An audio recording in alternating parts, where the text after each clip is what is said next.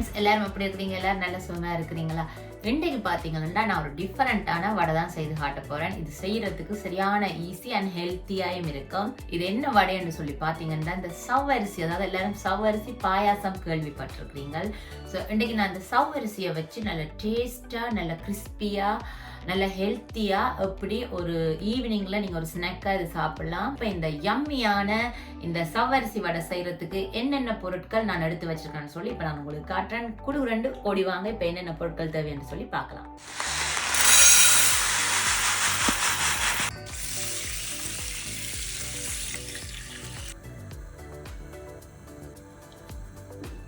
முதல்ல நான் ஒரு சுண்டு சவ்வரிசி எடுத்து அதை நார்மல் தண்ணியில் ஒரு 1 to 1.5 மணித்தியாலம் நல்லா நான் ஊற விட்டுருக்கிறேன். பார்த்தாலே உங்களுக்கு தெரியும், இந்த சவ்வரிசி பாருங்க நல்லா ஊறி அந்த தண்ணியெல்லாம் இந்த சவ்வரிசி இழுத்துட்டுது. இப்போ 1 to 1.5 மணித்தியாலம் நீங்கள் ஊற வச்சாலே போதும். இந்த சவ்வரிசி நல்லா ஊதி நல்ல பூ போல் வந்திருக்குது. அடுத்ததாக நான் ஒரு பெரிய உருளைக்கிழங்கு எடுத்து நான் கொஞ்சம் உப்பு போட்டு தண்ணியில் அவிச்சு அதையும் நான் தோலெல்லாம் உரிச்சு போட்டு நான் மேஷ் பண்ணி வச்சுருக்கேன். நான் இன்னும் இதை கொஞ்சம் நல்லா உதுத்தி விட போகிறேன். அதுக்கு பிறகு நான் ஒரு அளவான வெங்காயம், நீங்கள் என்ன வெங்காயமும் போடலாம். இன்றைக்கு நான் இந்த பர்பிள் கலர் வெங்காயம் எடுத்துருக்கிறேன், கொஞ்சம் சுவையாக இருக்கும். ஸோ ஒரு வெங்காயம் எடுத்து நான் இந்த வடைக்கு வெட்டுற மாதிரி குருணியாக வெட்டி வச்சிருக்கிறேன். அதோட 2 பச்சை மிளகாய், அதையும் நான் குருணியாக வெட்டிருக்கேன். உங்களுக்கு உரைப்பு கூட விருப்பமாக இருந்தால் நீங்கள் கூட பச்சை மிளகாய் போடலாம். அதுக்கு பிறகு ஒரு 3 பல்லு உள்ளியும் ஒரு சின்ன துண்டு இஞ்சியையும் நான் இடிக்கையில் அதையும் நல்ல குறுனலாக நான் வெட்டி வச்சிருக்கிறேன். அதோட ஒரு கொஞ்சம் கொத்தமல்லியில், உங்களுக்கு கொத்தமல்லியில் வாசம் பிடிக்காட்டி நீங்கள் கறிவேப்பிலையும் போட்டுக்கொள்ளலாம். இவ்வளோ தான் நான் இந்த வடைக்கு போடக்கூடிய மெயின் ஐட்டம். அதுக்கு பிறகு ஒரு டீஸ்பூன், அதாவது சின்ன கரண்டி அளவு கடலைமா, அதே அளவில் நான் அரிசி மாவும் எடுத்துருக்கேன். நீங்கள் அரிசிமா, வெள்ளை அரிசிமா எல்லாருக்கும் தெரிஞ்சிருக்கும். வெள்ளை அரிசிமா எடுத்துருக்கிறேன். அதோட ஒரு கொஞ்சம் சீரகம் வாசம் உங்களுக்கு விருப்பம் இல்லாட்டி நீங்கள் போடாமல் விடலாம். நீங்கள் சீரகத்துக்கு பதிலாக பெருஞ்சீரகமும் போடலாம்.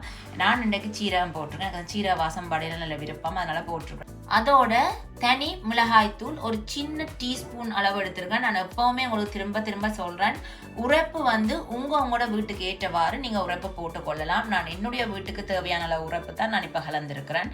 அதுக்கு பிறகு தேவையான அளவு உப்பு, பொரிக்கிறதுக்கு தேவையான அளவு எண்ணெய், இவ்வளவு தான். முதல்ல நான் இந்த உருளைக்கிழங்கையும் வெட்டி வச்ச இந்த வெங்காயம், கொத்தமல்லியில இஞ்சி, உள்ளி, பச்சை மிளகாய், மற்ற ஐட்டங்கள் எல்லாத்தையும் இதுக்குள்ள போட்டு எப்படி வடைப்பதத்துக்கு இதை நான் மிக்ஸ் பண்ணி எடுக்கிறேன்னு சொல்லி நான் இப்போ உங்களுக்கு காட்டுறேன். ஓகே, இப்போ நான் முதல்ல இந்த எடுத்து நல்லா மசிச்சு வச்சிருக்கிற இந்த பொட்டேட்டோ, அதாவது இந்த உருளைக்கிழங்கு இதுக்குள்ள போட போறேன். அதோட நான் வெட்டி வச்சிருக்கிற வெங்காயம், பச்சை மிளகாய், இஞ்சி, உள்ளி, அதோட இந்த கொத்தமல்லியில, அதுக்கு பிறகு நான் எடுத்து வச்சிருக்கிற கடலைமா, அரிசிமா, சீரகம், மிளகாத்தூள் எல்லாத்தையுமே ஒண்டா இதுக்குள்ள நான் போட போறேன். இதோட தேவையான அளவு உப்பு போட போறேன். இப்ப எல்லாமே போட்டாச்சு. இதை நல்லா கலந்து ஒரு வடை பக்குவத்துக்கு இதை நான் எடுக்க போறேன். நல்லா கலந்து விடணும். ஓகே, இப்போ பார்த்தீங்கன்னு சொன்னால் நான் இப்போ எல்லாத்தையும் போட்டு நல்லா வடை பதத்துக்கு நான் நல்லா கலந்து விட்டுட்டேன். இப்போ அடுத்ததாக இதை வடை மாதிரி தட்டி பொரிச்செடுக்க வேண்டியதான். இப்போ வாங்க நாங்கள் இதை எப்படி பொரிச்செடுக்கிறேன்னு சொல்லி நான் உங்களுக்கு காட்டுறேன். இப்போ நான் வடை பொரிக்கிறதுக்கு ஒரு சட்டி வச்சு அதில் அளவாக எண்ணெய் விட்டுருக்கிறேன். நான் இன்றைக்கு எடுத்துருக்கிற எண்ணெய் சன்ஃப்ளவர் ஆயில். நான் இன்றைக்கி சன்ஃப்ளவர் ஆயிலில் தான் இன்றைக்கு வடை பொரிக்க போகிறேன். உங்களுக்கு என்ன எண்ணெய் விருப்பம் பண்ணாலும் நீங்கள் பொரிக்கலாம். நான் இன்றைக்கு எடுத்துருக்கிறது சன்ஃப்ளவர் ஆயில். இப்போ நல்லா எண்ணெய் சூடாகணும். எண்ணெய் சூடானதுக்கு அப்புறமா நாங்கள் ஒவ்வொரு வடையாக போட்டு இதுக்குள்ளே எப்படி பொரிச்செடுக்கிறேன்னு சொல்லி நான் உங்களுக்கு காட்டுறேன். எண்ணெய் நல்லா சூடேறிட்டுது. இப்போ இந்த சூடேறின எண்ணெயில் நான் இந்த சவ்வரிசி கலவையை அப்படி ஒரு உருண்டைகளாக உருட்டி இன்னொரு கையில் வச்சு நல்லா அமர்த்தி தட்ட போகிறேன். அதாவது நல்ல ஒரு வடை சேப்புக்கு அமர்த்தி தட்ட போகிறேன். நீங்கள் எப்படி எல்லாம் வடை தட்டுவீங்களோ அப்படி ஒரு மெல்லிய இதுக்கு இப்படி தட்டணும். இப்போ பாருங்க, தட்டியாச்சு. அது அப்படியே கவனமாக எடுத்து எண்ணெய்க்குள்ளே போட வேண்டியது.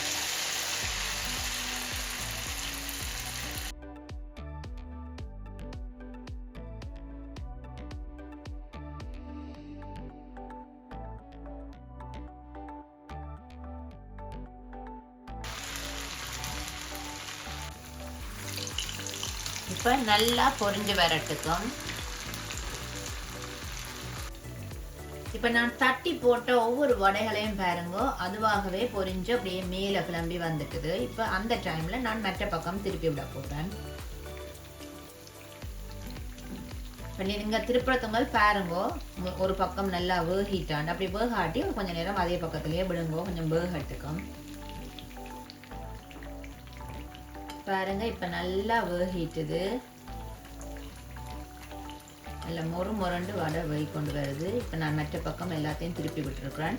இப்போ இன்னும் ஒரு 10 நிமிஷம் இது மற்ற பக்கம் பொரிஞ்சதும் நான் இதை வடிச்செடுக்க போகிறேன்.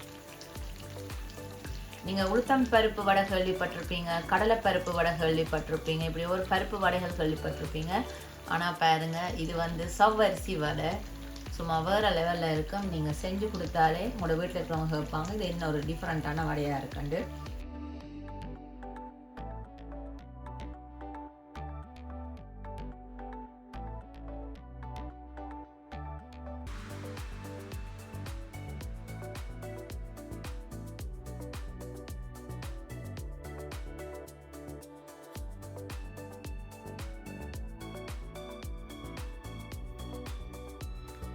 பாருங்க ஃப்ரெண்ட்ஸ், நல்ல சூப்பராக இந்த சவ்வரிசி வடை அந்த மாதிரி ரெடி ஆயிட்டுது.